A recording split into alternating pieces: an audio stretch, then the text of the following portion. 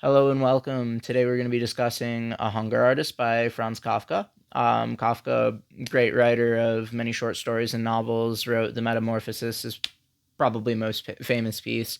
Also, one of my all-time favorites, The Trial. If you want a more full-length book to check them out, The Trial is absolutely fantastic, and really delves into what is commonly known as the Kafkaesque.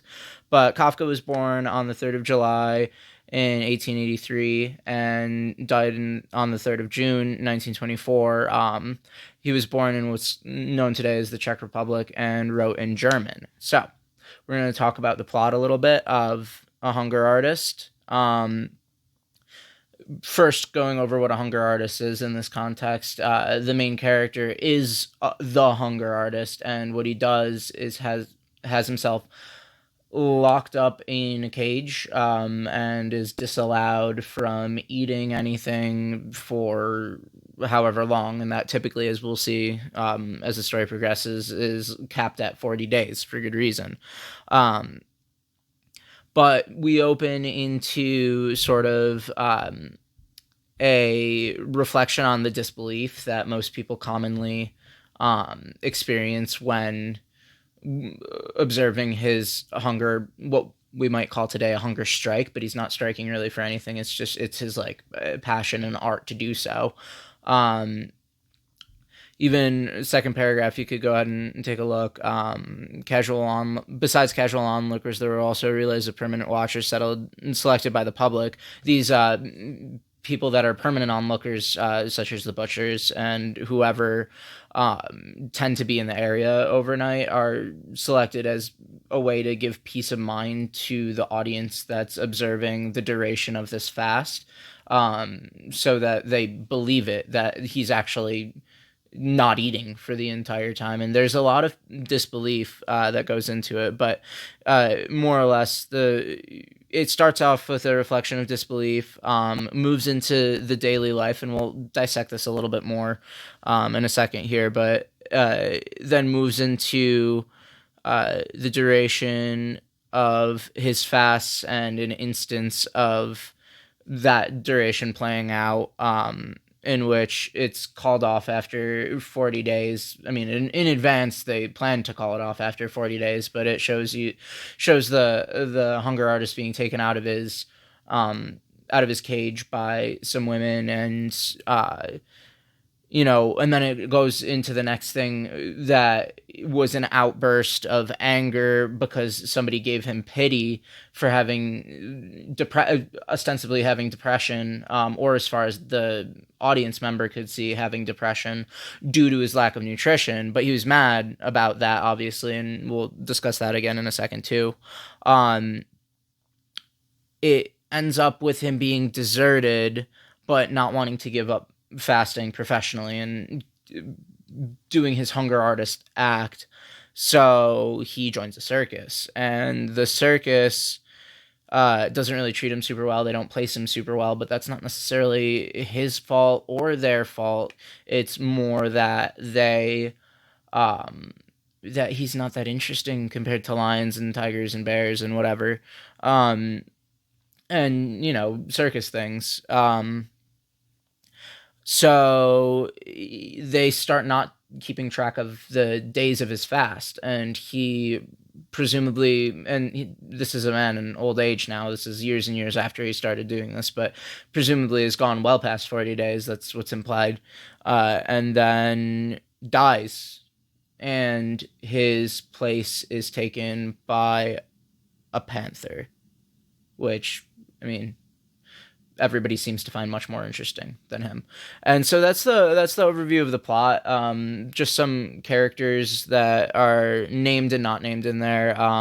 The crowd, I think, is the biggest character, and that's because there's many of them, obviously, but I think that they could be amalgamated into one person because the way the hunger artist views the crowd is of a singular mind, and whether that's in the beginning they're singular in their curiosity, and there's some variance whether they, maybe some of them doubt that he's actually doing, like, performing a fast of such a feat, And some of them might be completely convinced from the beginning that he's doing so, and it really just. But they're really the same. They're interested for the same reasons, whether in doubt or in confidence. And so the crowd is a sort of singular character where I'm concerned. The Hunger Artist, obviously, another character. And the impresario, the leader of his original deal, where it's more of a theatrical performance with huge crowds being drawn and a lot of interest in it. That's the guy that presides over the whole event, and then sort of the assistants thereof, and those roles are eventually transmigrated like into, I guess, circus people, taking those roles of like the presenter and the assistants, but as you'll see, I mean, in just such a diminished capacity that they're not even like nameable characters. So I want to find you real quick my favorite line and talk a little bit about why it's my favorite.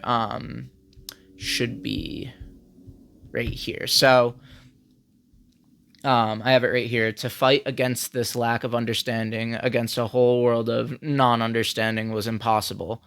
To me, I mean, that really just like typifies Kafka, and not necessarily in a perfect way, because there's not as much ridiculousness going on in A Hunger Artist. It's really like the futility of the lack of interest of the crowd, but the passion, like conflicting with the passion for his craft, and not just, the lack of interest of the crowd, but even when they are interested, the lack of understanding of what he's even doing and why he's doing it. They don't really know that he's trying to create art here. They think that he might just be, looking for attention or trying to make money or what have you. They don't really understand his reasoning, and they don't understand why he might want to push the boundaries of his body to go past what a typical fast might entail, right? So I just really like that line because it does. The more Kafka you read, the more apparent that line becomes in its like veracity for his worldview at the very least. So let's go over just some of the story in more depth real quick.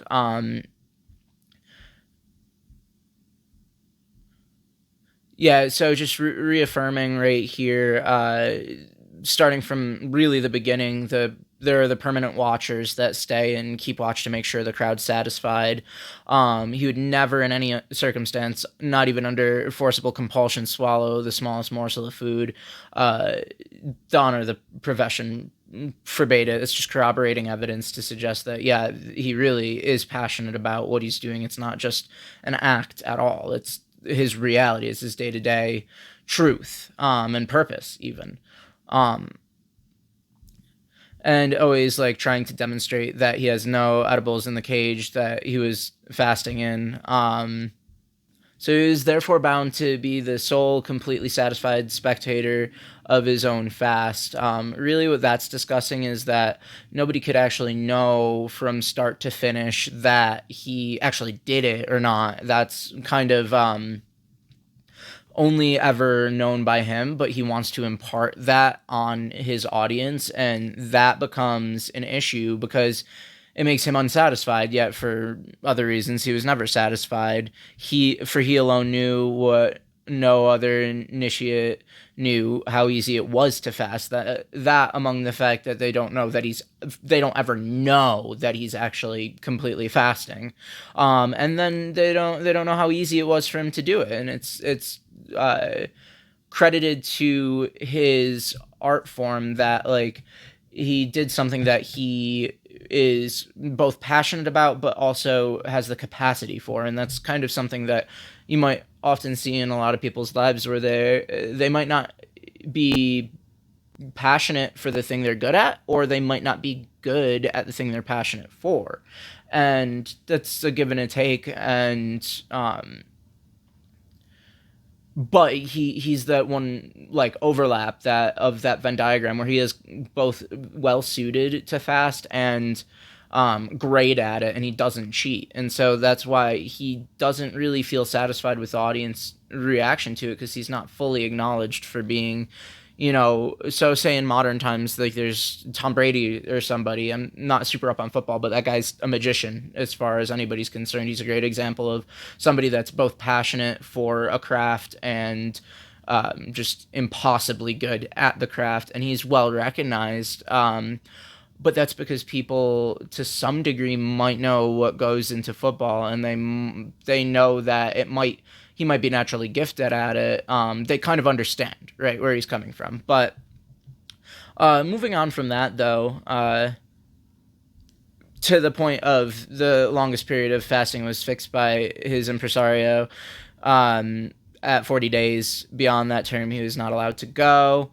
There's obviously good reason for that. I mean, your body needs food. You could die otherwise. It might be, in today's day and age, that would be obviously an insurance thing. We would need to make sure the performer doesn't die under the watch of the production company that has a slew of lawyers and a brigade of lawsuits waiting to happen if you were to pass away. So, but maybe in that time it's more like bad press or bad publicity. Dude died. So this company or the people that are running this show are not necessarily hired elsewhere. It's a reputation thing. Either way, it's the same sort of like you don't want this guy dying on you, and that's the idea behind it. But he gets this idea, why stop fasting at this particular moment after 40 days of doing so? And you and I might think, well, you should probably stop because you're gonna die. But it's about pushing the limits for him. It's about transcending what's, you know, possible for the human body to endure, and especially since he is both predisposed and like practiced at the art of not eating for a very long time. He wants to push the question, or push the issue. And so why should he be cheated of the fame he would get for fasting longer? Well, another issue that this beats up, and because he wants to beat his own record for a performance, but another issue is that people don't really hold their attention past 40 days. And that's what we're given in the text, and I don't know why that might or might not be, but there's market research obviously that's gone into this by the company. And so he's not allowed to, just because, not only because it's not safe, but because it's not interesting. Even though, I don't know, I would personally hazard to guess that for my own viewing, I would want to see him go past 40 days. There's even something, I don't know how long David Blaine went for. He went for a long time, but he did this. The magician, stuntman David Blaine put himself in a glass box suspended over some city, and didn't eat, drink water, whatever, and did it for a real long time, and everybody could see it. And I guess that's part of it too, with the introduction of technology, that we're better able to keep up the act and to show the world, like make it more pure, in that like you could see it the whole time. And obviously camera trickery, whatever, but live streaming a thing like that wouldn't be a bad idea. But yeah, if he could endure fasting longer, why shouldn't the public endure it? But then it goes into a description of why, or like what happens when the act comes to an end. The impresario came forward without a word, for the band made speech impossible, lifted his arms in the air above the artist, as if inviting heaven to look down upon this creature here in the straw, this suffering martyr, which indeed he was, although in quite another sense, grasped him around the emaciated waist with exaggerated caution, so that the frail condition he was in might be appreciated, and committed him to the care of the blenching ladies, not without secretly giving him a shaking, so that his legs and body tottered and swayed. The artist now submitted completely. And I guess that's like really shows that there is not just, it's not just that he's doing his art for the crowd, but he is also being exploited in a way where, I mean, you have to show them how frail and how weak he is, but that's one of the things the hunger artist actually detests, is being equated to weakness with this, where he did something incredibly strong and admirable in his own mind. Then he was then they give him food. He eats but not he can't because it's gross. And no one had any cause to be dissatisfied with the proceedings, and no one except the hunger artist himself, obviously, as we've already gone over. But then comes the person that like tells him, and rightly so, that his melancholy, his depression, his dissatisfaction, maybe even was caused by fasting. Boy, he gets mad and lashes out, like rattles the cage, does whatever. And why does he get so mad at that? It's because the thing that gives him the greatest joy is actually performing this, and being told otherwise is just painful to hear, right? And this is where my favorite sentence comes in this section, just discussing the futility of being completely misunderstood by your audience. And that's one of the major themes of this work too, but we'll get there. So he, after all this, years go by, and it's just not in vogue anymore. It's not cool to go watch a guy starve, and whatever, trends go in, trends go out. But the pampered hunger artist suddenly found himself deserted, and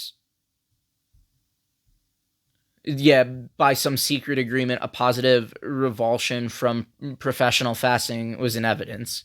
And it really like came down around him, where his whole life and soul was sort of dedicated to this one craft.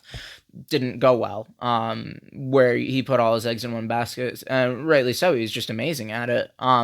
But so he sells himself to a circus. He was hired by a large circus, and they looked at him, seeing him as a hunger artist past his prime. But he averred that he could fast as well as ever. And so, I mean, that being true, whatever, he is placed sort of, he never thought, had the presumption that he would be placed within the circus, in like the center of the circus or anything like that. He thought that, he would be placed somewhere on the outside, which he was. But he was placed on the way to the menagerie, where all the action goes down, all the animals are. And, but really what ends up happening is the only, like a few people stop to look at him, and when they do stop, they block the way, and they get in the way of the people trying to go see the animals, and that causes conflict between the crowd and the crowd, right? And the crowd still being, like, in my eyes, one character, but always like an amorphous, sometimes conflicting character, but always like the same character. And we will get to that though. But that a lot of people just start going past him. He even has to suffer through like the smell of the animals, like feces, and it's pretty miserable. And people really ignore him, even to the point where the fine placards grew dirty and illegible. And they stopped changing them. They stopped changing the signs saying how many days he's been fasting, and so he just fasted on and on. And he obviously, like, almost certainly beat the record for fasting, but at what cost? Nobody cared. And why did he do it at all if nobody was there to observe it? But and then it comes to sort of a conclusion. An overseer's eye fell on the cage one day, and he asked the attendants why this perfectly good cage should be left standing there, unused, with dirty straw inside it. Nobody knew until one man, helped out by the notice board, remembered about the hunger artist. They asked him, "Are you still fasting?" And he says, "Forgive me." And basically explains why he's doing it is because he has to fast. He needs to. I can't help it. And really, you start to see that, like, it is an art to him, and it is a compulsion. And but the big reveal, I mean, one of the reveals, I shouldn't say the big reveal, but because I couldn't find the food I liked, if I had found it, believe me, I should have made no fuss and stuffed myself like you or anyone else. These were his last words. And they tell, the helpers to clear out the cage, put a panther in it. Everybody was stoked that there was a panther in the cage instead of this dead guy, more or less, or this dying guy. And that's that's how it ends, and it's sad, but it's also it teaches us some things, and so let's get into it a little bit. There are a couple different themes that we've seen throughout. One of which being the gap between the artist and the audience. It's probably the most obvious one, and it's why I kept referring to the crowd or the audience as a singular. Because as the hunger artists concerned, whether or not the onlookers, are paying attention to him or not paying attention to him, they display a total lack of understanding for what he's actually doing and what he's going through. As we've seen at the end, he doesn't like food, and so they don't understand. That's part of the reason they don't understand how easy it is for him. But they also don't understand that like it means something to him to be able to present so effortlessly the display of not not eating for an incredibly long time and showing what occurs to the body. Like the lines of his suffering are etched on his body and on his visible rib cage and what have you. And so, but they don't really, they're not in touch with what he's trying to get at and what he's trying to do and why he cares about the work. They just think it's kind of like a freak show, and maybe that's why they lost interest over time too in hunger art as a category, because maybe it's just kind of misunderstood as a whole. Um, another good theme throughout is pride. We can't act like this isn't tragic. This is a tragedy.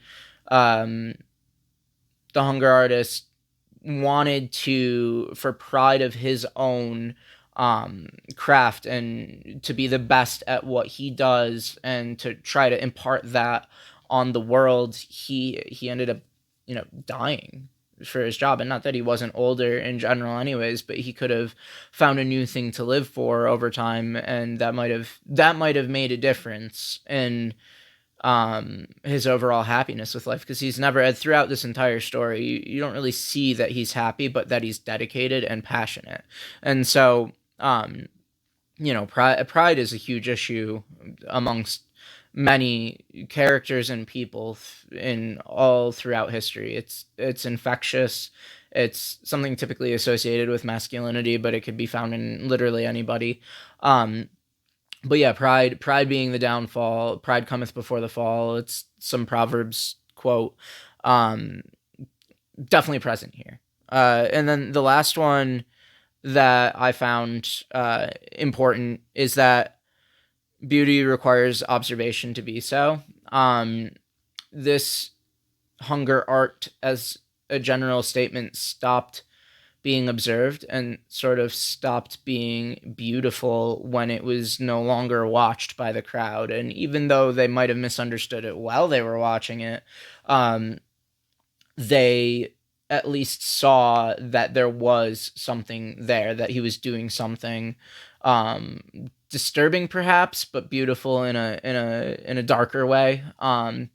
And yeah, I think that really is driven home by his lack of satisfaction with the art. And art, maybe beauty's the wrong word too. Maybe a better revision would be like aesthetic appreciation requires observation, because he's doing something for an aesthetic. It doesn't necessarily equate to beauty, but it is like it is a form of beauty in the context of his like emotional connection with hunger art.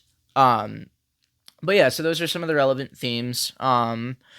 Just making some real quick connections and relations to myself. I wrote a book that I won't publish because it isn't good. And maybe I'll revise it someday. Maybe I won't. It doesn't really matter so much as that when you are prideful about something that you do, whether it's you want it to be perfect or whether you don't think it will be understood by the world, just like the hunger artist, you tend to not want to share that. And obviously he shares with the world his passion because it's imperative for him to do so. But that's pride for you. It could do tons of different things. It could drive you to your maddening end, but it could also hold you back from what you really should be accomplishing. And maybe to text, I'm actually reading a great example of textual relation here, which is Moby Dick. Captain Ahab and the White Whale. Its story is old as 1850, and but I mean, everybody knows it that Captain Ahab becomes obsessed with tracking down this whale that had, bitten his leg off in the past, and he wants revenge, and he wants to also prove his craft. He's a whaler. He wants to prove that he is competent enough to capture the uncapturable whale. So it's for both renown, which is prideful, and it's for revenge, which is root cause prideful, but it's also for the aesthetic pursuit of, the perfection of his craft, which is whether or not the audience understands his obsession with the whale is not his concern. It's that he wants to prove himself within his community and within his craft, right? And to society, I invite you to make your own connections there, because it's literally like just everywhere to be seen in sports and politics and your career, your chosen life. Pride is everywhere, and art is everywhere. It's one of the very few things that we can track down to the human condition. And there's no whatever like human nature, but there are human natures. There are things that are more predisposed towards doing than others, and one of which is to create, and to create specifically art in some sort of way. And so definitely leave a comment and see what you think your hunger artist in yourself is, and maybe go pursue it. But yeah, in conclusion, it's a tragic story, and definitely a very Kafkaesque story, where he's fighting against the world, which has abandoned his love and his passion for a craft, and he's fighting them to get attention for what he deems to be meaningful in the world. And they're just not interested in whatever, to the whole crowd. And yeah, the to him, to the hunger artist, the world gave up on the truly righteous pursuit, and we've all felt that way at one point or another. So I guess I'll leave it at that. Thoughts, comments, as always, links will be in the description to the story, and Wikipedia probably on Kafka. Thanks so much.